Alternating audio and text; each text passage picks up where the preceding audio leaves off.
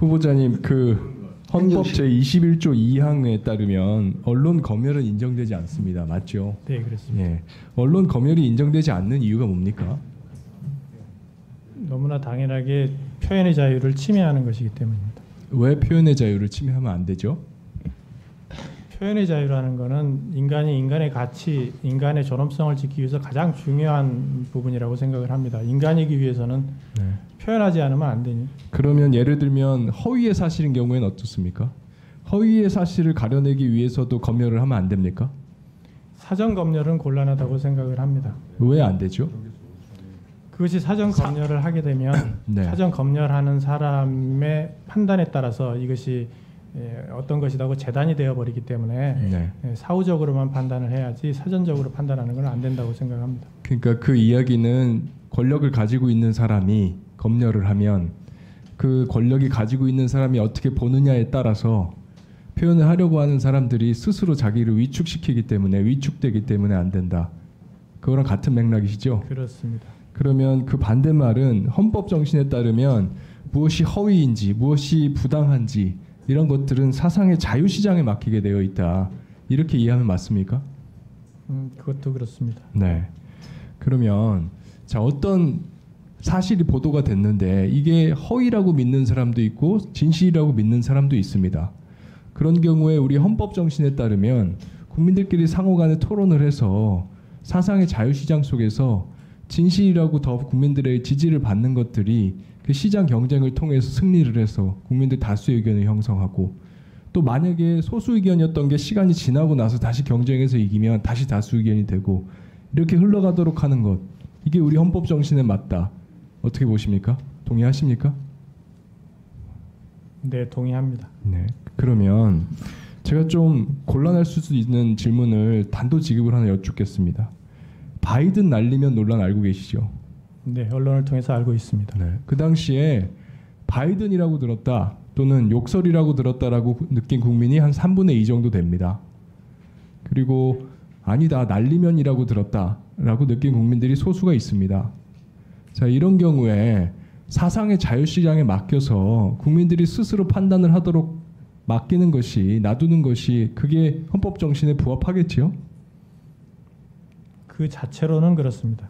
그러면 반대로 그런 경우에 우리 정부가 그때 바이든이라고 보도한 거는 가짜 뉴스다라고 규정을 하면서요 불이익을 줬습니다. 그 당시에 2022년 11월 9일 날 보도가 나고 한 2달이 채 안 된 시점에 MBC 기자를 전용기 탑승 불허를 하는 불이익을 줬습니다. 이게 헌법 정신에 맞습니까? 그렇죠. 그 부분은 지금 현재 그 사건이 계류 중이라서 제가 구체적으로 말씀드리기는 조금 곤란합니다. 추상적으로 말씀 주십시오. 구체적인 상관없고요. 지금 말씀하신 헌법 정신, 후보자께서 가지고 계신 헌법관에 비추어 봤을 때 이것이 부합합니까? 바람직합니까?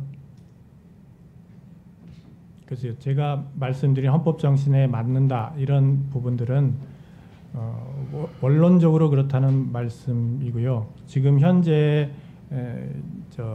말씀하신 사상의 자유시장이라는 부분이 많이 변화하고 있는 상황인 것은 맞습니다. 그러면 제가 다른 질문 드리겠습니다. 최근에 방통위에서요 가짜뉴스 심의센터라는 걸 만들었습니다.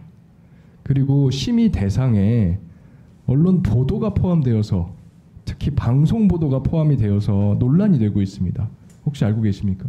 네, 알고 있습니다. 이것도 헌법 정신에 부합한다고 보십니까?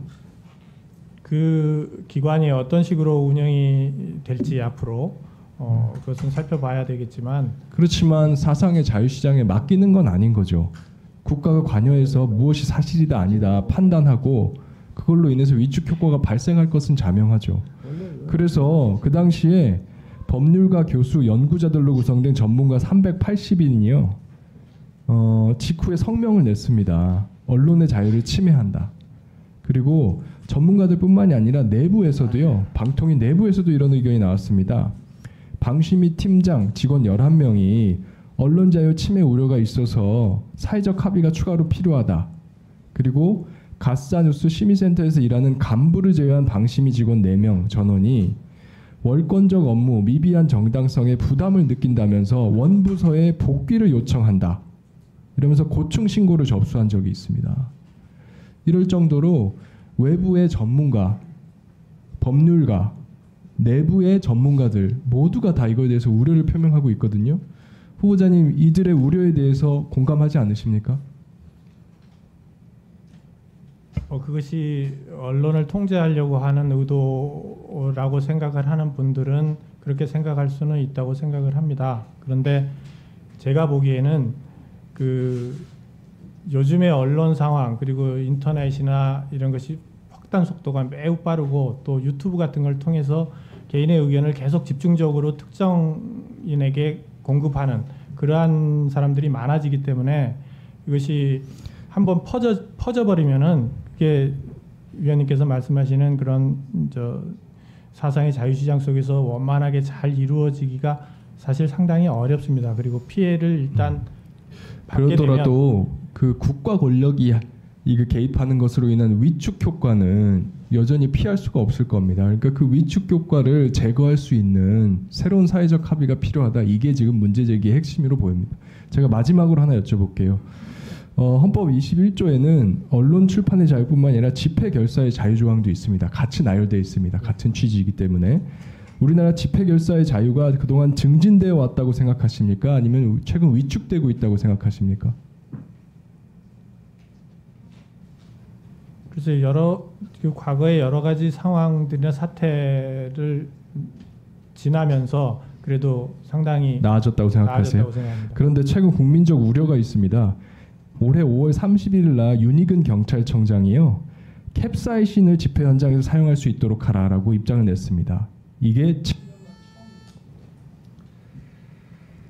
국민적 우려가 있는데 후보자님 혹시 그 부분에 대해서 하실 수 있는 말씀이 있으면 마지막으로 요청하겠습니다. 아마 그게 이제 집회가 이제 과격화되거나 너무 이제 질서를 어긋나게 되는 상황이 발생했을 때 그런 캡사이신이나 이런 거를 쓰자 이렇게 의견을 낸 것으로 보여지는데요.